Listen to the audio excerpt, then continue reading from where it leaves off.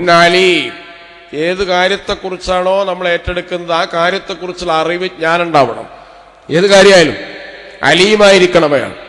അലീം എന്ന് പറഞ്ഞാൽ ഭരണാധികാരിയായി ഒരാളെ ഏൽപ്പിച്ചാൽ അയാൾക്ക് ഭരണത്തിലെത്താനുള്ള യോഗ്യത ഇല്ലെങ്കിൽ, അറിവും വിവരവും ഇല്ലെങ്കിൽ നമ്മൾ എന്ത് ചെയ്യരുത്? അയാളെ തെരഞ്ഞെടുക്കരുത്, അയാൾക്ക് വോട്ട് ചെയ്യരുത്. അലീമായിരിക്കണം.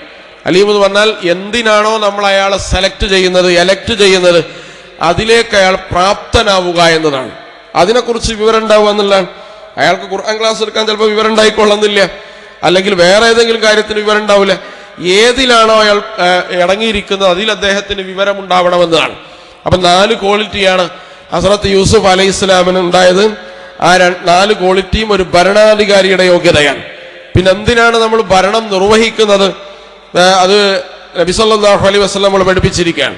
ഇസ്ലാമിക രാഷ്ട്രീയത്തിന്റെ അടിസ്ഥാനം എന്ന് പറയുന്നത് സോഷ്യൽ ജസ്റ്റിസ് ആണ്, സാമൂഹ്യ നീതിയാണ്, അദിലാണ്. ഇഖാമത്തുൽ അദിൽ എന്ന് പറയുന്നത് ഇസ്ലാമിക രാഷ്ട്രീയ വ്യവസ്ഥയുടെ അടിസ്ഥാനമാണ്. നീതി നിർവഹണം എന്ന് പറഞ്ഞാൽ നീതിക്ക് വേണ്ടി നിലകൊള്ളാൻ എല്ലാവർക്കും കഴിയും. കാരണം രോഷാകുലനായ ഒരാൾക്ക് നീതിയുടെ കൂടെ നിൽക്കാൻ പറ്റും, പക്ഷെ നീതി നിർവഹിക്കാൻ എല്ലാവർക്കും കഴിയില്ല. വ്യത്യാസമുണ്ട്, രണ്ടും ഭയങ്കര വ്യത്യാസമാണ്. ഒരു നാട്ടിൽ ഒരാൾക്ക് നീതി നിഷേധിക്കപ്പെട്ട അയാളുടെ കൂടെ നിൽക്കാൻ 10,000 ഉണ്ടെങ്കിൽ അയാൾ മറ്റാളും ഇടപെട്ട പ്രശ്നത്തിലിരുന്ന് തീർപ്പ് കൽപ്പിച്ച് നീതി നിർവഹിച്ചു കൊടുക്കാൻ ആ നാട്ടിൽ ചിലപ്പോ ഒരാൾക്ക് പോലും സാധിക്കില്ല. നീതി നിർവഹണം അതീവ ദുഷ്കരമായൊരു സംഗതിയാണ്. അതുകൊണ്ടാണ് അർശിന്റെ തണൽ റസൂലുള്ളാഹി സ്വല്ലല്ലാഹു അലൈഹി വസല്ലം വാഗ്ദാനം ചെയ്തപ്പോ ആദ്യം നബി തിരുമേനി പറഞ്ഞത് ഇമാമുൻ ആദിൽ, നീതിമാനായ ഭരണാധികാരി എന്നുള്ളതാണ്.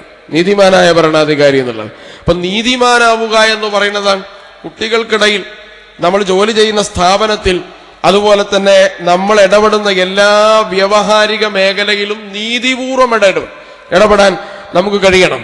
അപ്പോഴാണ് അത് ഇസ്ലാമിക രാഷ്ട്രീയത്തിന്റെ അടിസ്ഥാനമാണ്.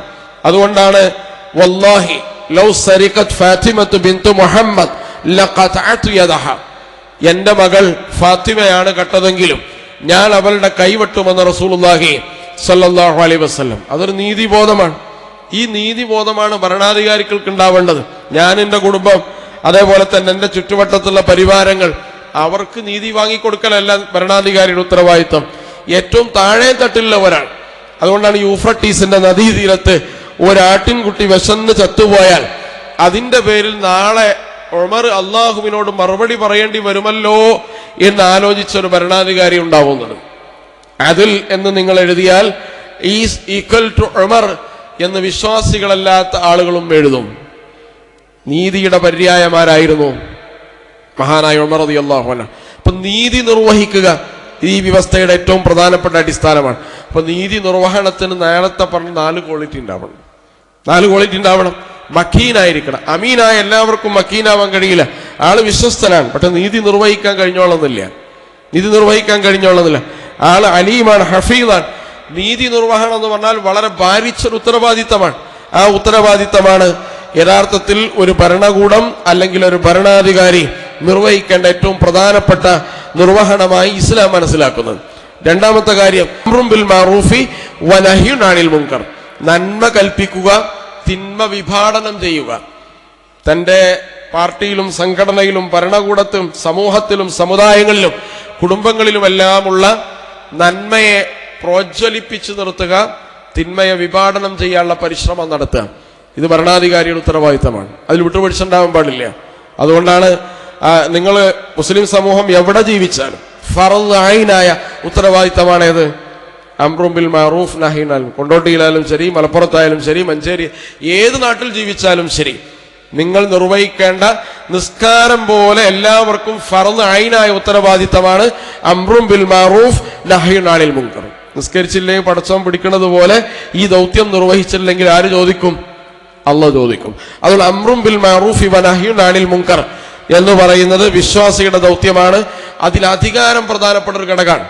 ഒരു സാധാരണ മനുഷ്യന് അംറുൻ ബിൽ മഅറൂഫും നഹ്യുൻ അനിൽ മുൻകർ നിർവഹിക്കുന്നതിനേക്കാൾ 10 മടങ്ങ് ശക്തിയിലും ശക്തിയിലും അതുപോലെ തന്നെ സമഗ്രതയിലും ഇത് നിർവഹിക്കാൻ അധികാരത്തിന് ശക്തി ഉണ്ടാവും, അധികാരത്തിലുണ്ടാവും.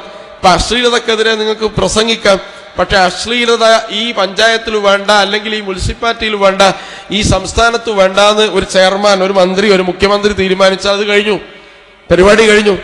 മറ്റേ നമ്മളെത്ര പ്രസംഗിക്കണം, നമ്മളെത്ര പോസ്റ്റർ ഒട്ടിക്കണം.